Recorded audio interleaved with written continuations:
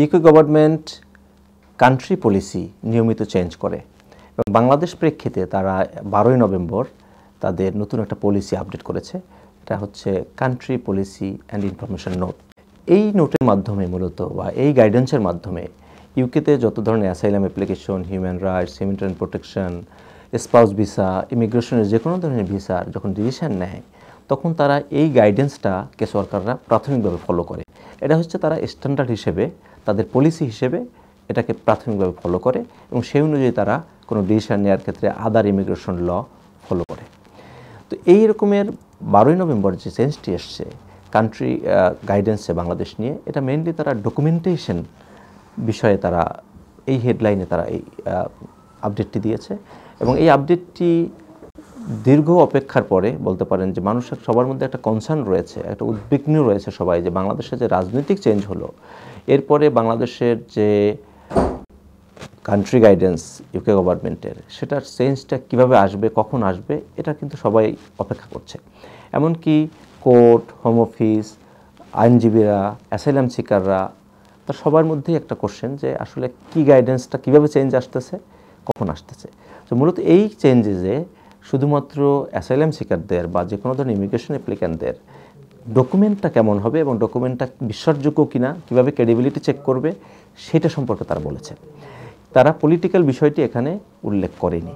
Political বিষয়টি হয়তো আলাদা করে কোনো নতুন আপডেট আসতে পারে এবং শুধুমাত্র তারা হোম অফিসের নিজস্ব কোনো পলিসি ছাড়াই একটা নতুন ডকুমেন্ট তারা আপডেট করেছিল, সেটা পাবলিকলি অ্যাভেলেবল না, লয়ারদের কাছে বা কোর্টের কাছে পাঠানো হয়েছে যে বাংলাদেশে একটা চেঞ্জেস হয়েছে, প্রধানমন্ত্রী চলে গেছেন, সেটা আমরা আগে আপডেট করেছিলাম।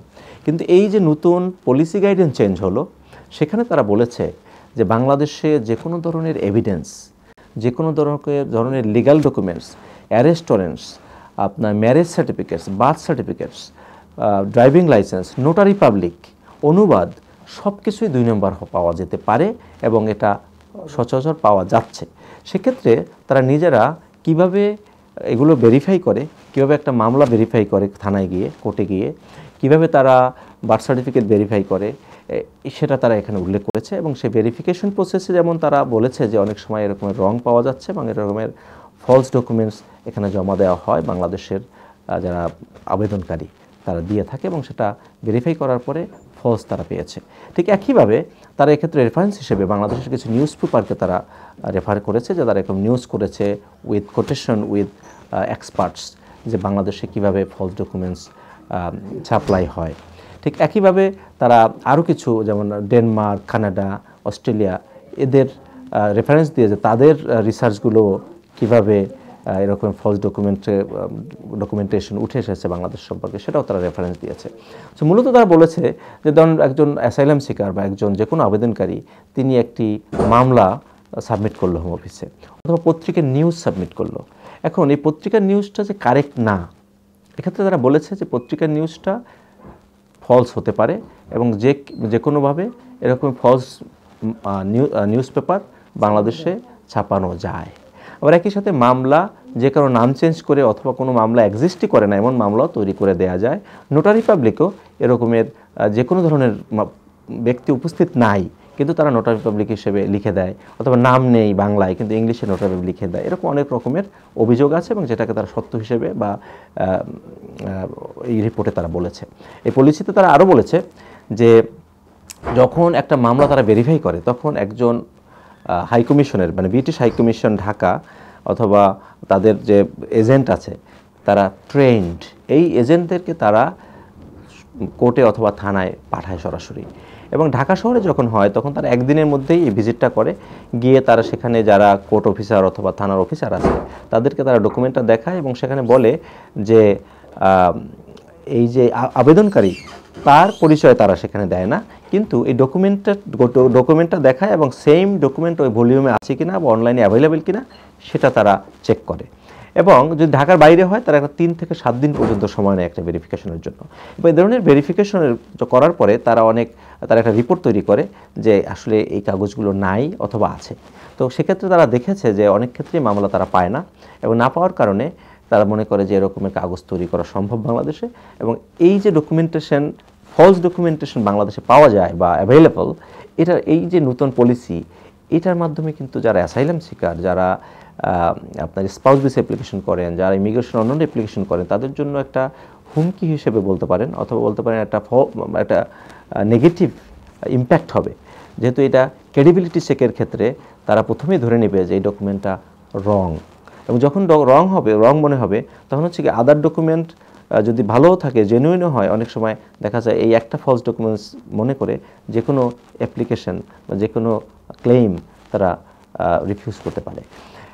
এবং এক্ষেত্রে একটা বিষয় হচ্ছে যে এটা সমাধান কি আছে, কারণ সমাধানের ক্ষেত্রে এখানে তারা বলছে যে যখন তারা তো ভেরিফাই করে, আবার অনেক সময় তারা ভেরিফাই না করেই অন দ্য বেসিস অফ এই পলিসি দেখে তারা বলে দেবে যে না, এটা ফলস ডকুমেন্ট পাওয়া যায়, অতএব এটা আমরা ক্রেডিবল মনে করি না।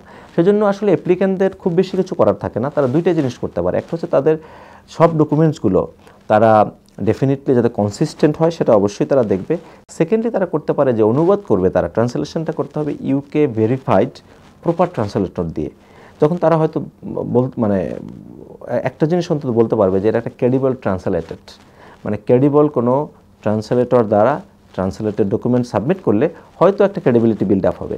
কিন্তু অল্টারনেটিভলি, কারণ এটার বার্ডেনটা এখন অনেক বেশি হয়ে যাবে, এটা হোম অফিস একজন অ্যাসাইলাম অ্যাপ্লিক্যান্টের খুব বেশি একটা বার্ডেন হবে, এবং তাদের ক্লেইমগুলো অনেক ক্ষেত্রে উইক হয়ে যাবে যদি হোম অফিস এই পলিসিটা ফলো করে, এবং তারা করবে এরকম ফলো।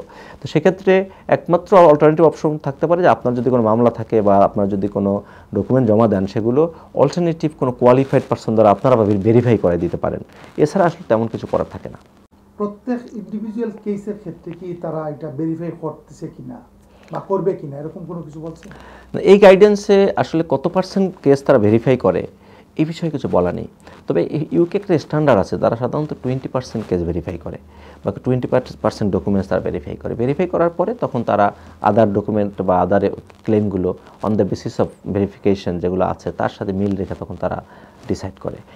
আর এক্ষেত্রে যেটা হবে যে যখন আপনি কোনো আবেদন করলেন, আবেদন করার পরে আসলে বার্ডেন হচ্ছে অ্যাপ্লিক্যান্টের উপরে, যে আপনি যে ডকুমেন্টটা দিচ্ছেন সেটা জেনুইন ডকুমেন্ট, সেটা আপনি নিজে ভেরিফাই করে দিতে পারলে ভালো। অ্যান্ড ভেরিফাই কেমনে করবেন, এটা হচ্ছে এক্সট্রা বার্ডেন হয়ে গেল মানুষের উপরে, যে আপনার সকল ডকুমেন্টস এখন ইউকেতে ট্রান্সলেট করা বলতে পারেন অনেকটা মাস্ট হওয়া উচিত।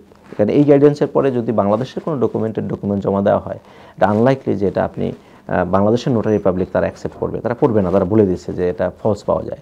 তো সেক্ষেত্রে ইউকেতে যদি ট্রান্সলেটেড করানো হয় এটা একটা ডেফিনেটলি পজিটিভ হবে। সেকেন্ড হলো যেটা আমি আবার আগে বলেছি যে আপনি ভেরিফিকেশন করাই দিতে পারেন কোনো ইন্ডিপেন্ডেন্ট পারসন দ্বারা, যারা ক্রেডিবল মানুষ। এটা কোথায় খুঁজে পাবেন? এখন দেখা যাচ্ছে যে অনেক সময় দেখা যায় যে মামলার ক্ষেত্রে হাইকোর্টে বা সুপ্রিম কোর্টের কোনো সিনিয়র লয়ার ক্রেডিবল মানুষ, তারা সোসাইটিতে এক্সপার্ট অথবা ক্রেডিবল হিসেবে পরিচিত, তাদের এক্সট্রা ভেরিফিকেশন জমা দিতে পারেন। এবং এছাড়া এখন কেস আসলে অ্যাকসেপ্টেড হওয়ার ক্ষেত্রে একটু কঠিন হবে, কারণ জাজরা এবং হোম অফিসরা মোস্টলি ডিপেন্ড করবে অন দিস পলিসি। এবং তারা কিন্তু রিফিউজাল যখন করে তখন অথবা যখন কোনো কেস অ্যাকসেপ্ট করে তখন কিন্তু বলে যে হোম অফিসের পলিসিতে স্পেসিফিক করে বলা আছে এত নম্বর থেকে এত নম্বর অনুচ্ছেদে যে এই বাংলাদেশে লো প্রোফাইল মানুষের সমস্যা নাই, অথবা ফলস ডকুমেন্টস অ্যাভেলেবল।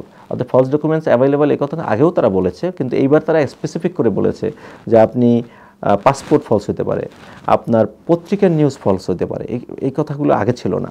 আপনি মামলা একদম ফলস তুলতে পারে, অ্যারেস্ট ওয়ারেন্ট তুলতে পারে, আপনি বার্থ সার্টিফিকেট, আপনার ম্যারেজ সার্টিফিকেট, আপনার ড্রাইভিং লাইসেন্স, এভরিথিং ফলস বাংলাদেশে অ্যাভেলেবল। তো এই যে পলিসিটা আসছে এটা আসলে একটু কঠিন হবে যারা অ্যাসাইলাম সিকার তাদের জন্য, এবং আদার অ্যাপ্লিক্যান্ট যারা ইমিগ্রেশন অ্যাপ্লিকেশনের জন্য বাংলাদেশি ডকুমেন্টস ইউজ করেন।